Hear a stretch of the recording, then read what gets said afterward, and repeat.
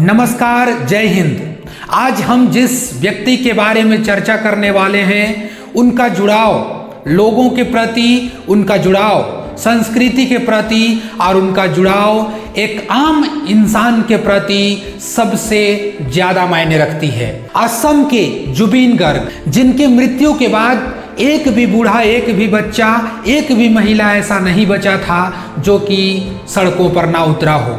उनकी यादों में, उनकी मौत की गमगीन यादों में सड़कों पर ना उतरा हो, ऐसा देखा नहीं गया।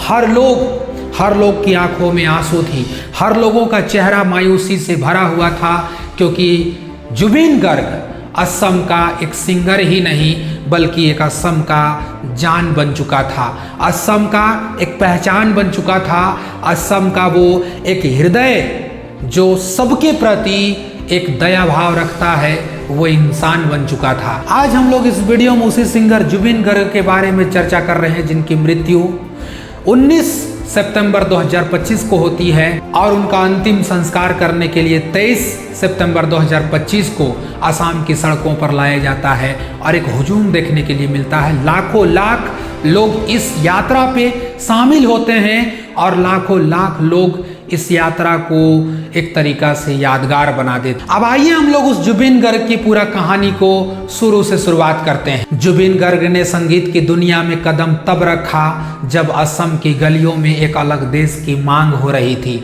असम के लोग एक अलग पूर्ण देश का डिमांड कर रहे थे, जिनका नाम था उल्फा, जिसका पूरा नाम था United liberation front of Assam. Bharat से अलग एक देश उल्फा को मांग करने के लिए असम के लोग काफी आगे बढ़ चढ़ के आए थे और वहां पर इंडियन आर्मी को ऑपरेशन बजरंग चलाना पड़ा था। जब ऑपरेशन बजरंग शुरुआत होती है तो हर तरफ हाहाकार, हर तरफ लाश, हर तरफ लोगों में मायूसी, कहीं पर खौफनाक मंजर, कहीं पर दर्दनाक यादें लोगों के सामने जुड़ी हुई थी, क्योंकि हर तरफ खून और खराबा देखने के लिए वहां की आम नागरिक को मिल रहा था। असम की एक एक गलियों पर खून खराबा हो रहा था और इसमें लोग मायूस थे। लेकिन उसी मायूसी में सन 1992 का वो दौर आता है जिसमें जुबिन गर्ग एक आसामी जो गाना होता है उसका एल्बम शूट करते हैं, जिसका नाम होता है अनामिका। और ये अनामिका इतनी जबरदस्त हिट होती है, सुपर डुपर हिट होती है कि वहाँ के आम लोग जो मायूसी में जी रहे थे उनको एक जीवन मिलता है। वहाँ के जो आम परिवार, चाहे वो असम की चाय की खेतियों पर काम करने वाले या फिर बूढ़े या फिर बच्चे, सबकी मन में एक उल्लास भरा जीवन का आह भरती है, एक सपने सा जीवन का शुरुआत करती है। और इस गाना को इतना प्रेम मिला, इस एल्बम अनामिका को इतना प्रेम मिला कि सब लोग इस एल्बम के दीवाने हो गए और वहीं से जुबिन गर्ग रातों रात स्टार बन जाते हैं और आगे चलकर सबके लिए एक आइकन बन जाते हैं। वो जुबिन गर्ग यहीं नहीं रुके, 2006 में उन्होंने बॉलीवुड का सफर तय किया।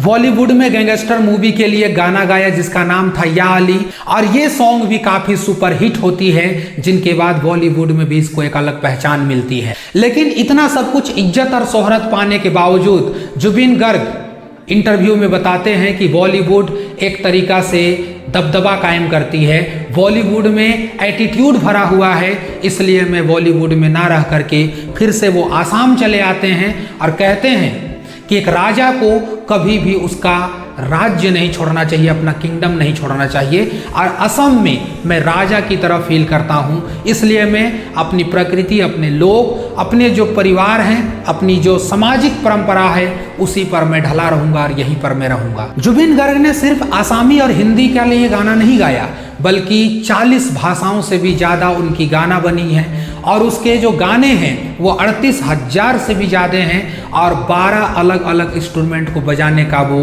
ताकत भी रखते थे, उनके अंदर कला भी थी। लोगों के लिए वो एक आम जिंदगी जीते थे, लोगों के पास वो जाते थे कि एक नॉर्मल जिंदगी जीते थे, चाहे वो ठेला वाला हो या रिक्शा वाला हो या कोई भी एक आम आदमी हो जिससे समाज में जुड़ करके रहा जाए, वैसे ही जुबिन गर्ग रहा करते थे। जब जब आसाम में बाढ़ आती थी तो जितने भी लोगों को दिक्कत होती थी, दवा, खाना, राशन, दवाइयाँ, हर कुछ उपलब्ध कराते थे। जब कोविड का टाइम आया भारत में और कोविड ने जब पीक पर अपने आप को पहुँचाया तो तो 2 मंजिला जो मकान थी उस मकान को जुबिन गर्ग ने कोविड सेंटर घोषित कर दिया और कहा कि लोगों को अब यहाँ से कहीं जाने की जरूरत नहीं है, वो यही इलाज करा सकते हैं। जुबिन गर्ग की सोच और समझ ऐसा था जो किसी से डरते नहीं थे, निडर और हमेशा सच बोलने के आदी थे। किसी नेता हो या कोई राजनेता हो या कोई कितना ही बड़ा दबंग हो, किसी इंसान से वो नहीं डरते थे। एक इंटरव्यू में बताते हैं कि आज तक हमने देखा जितना भी मंत्री हो, चाहे वो बीजेपी का हो या फिर हो कांग्रेस का, सब के सब भ्रष्ट हैं, सब के सब करप्ट हैं और इस भ्रष्ट अधिकारियों की वजह से हमारा देश आगे नहीं बढ़ पा रहा है। वे साफ साफ कहते हैं कि एक कल्चर मिनिस्टर को कल्चर के बारे में नहीं पता होता है और उनको कल्चर मिनिस्टर बना दिया जाता है। एक एजुकेशन मिनिस्टर को एजुकेशन के बारे में पता नहीं होता है और एजुकेशन मिनिस्टर को बना दिया जाता है। भला अगर ऐसे इंसानों को बनाया जाएगा तो फिर देश को आगे ले जाकर कैसे खड़ा करेंगे। जुबिन गर्ग का जन्म जो होता है एक ब्राह्मण परिवार में होता है, लेकिन ये जाति और भेदभाव इन सब को दरकिनार रख करके कहते हैं कि मेरी एक आज़ाद दुनिया है, मैं फ्रीडम रहना चाहता हूँ, मैं किसी जात या धर्म या मजहब, किसी सामाजिक कुरीतियों से मैं बिल्कुल बेखबर रहूँगा, सामाजिक कुरीतियों को खदेड़ता रहूँगा, इन सब चीज़ों से मेरा कोई वास्ता नहीं है, क्योंकि मैं एक आज़ाद पंछी का सिपाही हूँ, एक मैं फ्रीडम फाइटर हूँ, मैं अपनी दुनिया खुद बसाऊँगा। और ये कहते हैं कि उल्फा ने इसे चैलेंज भी दिया था और उल्फा ने साफ शब्दों में कहा था कि यदि तुम आसाम के अंदर हिंदी एल्बम अगर बनाते हो तो हम तुम्हें मार डालेंगे। जुबिन गर्ग कहते हैं कि तुम्हें जाना है भाड़ में जाओ, हमें कोई मतलब नहीं है, तुम हमें ऐसे करने से रोक नहीं सकते हो। और आखिरकार वो आसाम में हिंदी गानों को प्रमोट करते हैं और सिर्फ हिंदी नहीं बल्कि और ऐसे कई सारे भाषा हैं जिन पर वो गाना गाते हैं। CAA का जब कानून आया था उस कानून में भी असम के लोग खिलाफ में उतरे और असम के लोग जब कहने लगे कि इस कानून को हम असम में लागू नहीं होने देंगे तो लोगों का हाथ पकड़ करके साथ उतर करके मैदान पर आकर के एक आइकन बनते और कहते हैं कि जब तक जुबिन गर्ग जिंदा रहेगा CAA यानी कि सिटीजन अमेंडमेंट एक्ट जो है वो आसाम में लागू नहीं हो सकता है। और बार बार इसके खिलाफ में विरोध प्रदर्शन करते थे और जो भी लोगों की डिमांड होती थी उस डिमांड पे जुबिन गर्ग हमेशा साथ में आते थे। 2024 में गुवाहाटी पर बीजेपी गवर्नमेंट ने कहा कि जंगल काटे जाएंगे यहाँ पर डेवलपमेंट के नाम पर। उन्होंने साफ साफ इससे इनकार कर दिया और कहा कि एक भी अगर जंगल काटा गया तो फिर हम भी उन सारे लोगों को काट देंगे। और इसके बाद वो डटे रहे और इनको सरकार को फिर से वापस लेना पड़ा अपना फैसला और गुवाहाटी के जंगल पर एक भी कुल्हाड़ी या एक भी बुलडोजर नहीं चला पाए। ये पूरा था जुबिन गर्ग की कहानी। वो भी एक सेलिब्रिटी हैं, लेकिन हमारे भारत की और एक सेलिब्रिटी और एक जत्था है, एक समूह है जो हमेशा सरकार के पक्ष में उतर करके बोलते हैं। लेकिन इन सब को सोचना चाहिए कि जुबिन गर्ग वह व्यक्ति था जो कभी भी राजनेता, कभी भी समाज के दबाव में नहीं आया, खुल करके वो डटा रहा।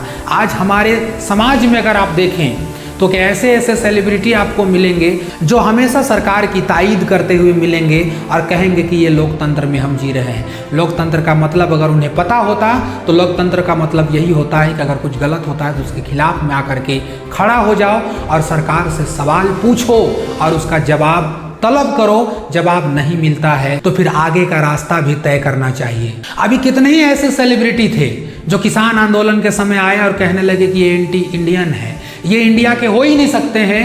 लेकिन किसान आंदोलन पे जितने लोगों की मौत हुई, इनको ये कहने नहीं आए कि ये कहीं ना कहीं गलत है, ये सरासर गलत है। तब उनके मुंह चुप हो जाती है, उनकी यादें, उनकी सांसें थम सी जाती है, उनके दिलों पे धड़कन रुक सी जाती है, आवाज़ पता नहीं कहाँ चला जाता है, ज़मीन निगल जाती है, आसमान खा जाता है, नहीं पता चलता, कुछ नहीं बोल पाते हैं, गूंगे और बहरे बन जाते हैं। जब स्टूडेंट, छात्र, टीचर सड़कों पर लाठियाँ खाते रहते हैं तब ये लोग एक भी पल एक ट्वीट नहीं करते हैं और किसी को कुछ बोलते तक नहीं है। और ये सब कहते हैं कि हम लोकतंत्र में जिंदा हैं, हम लोकतंत्र में रह रहे हैं। काहे का लोकतंत्र भाई?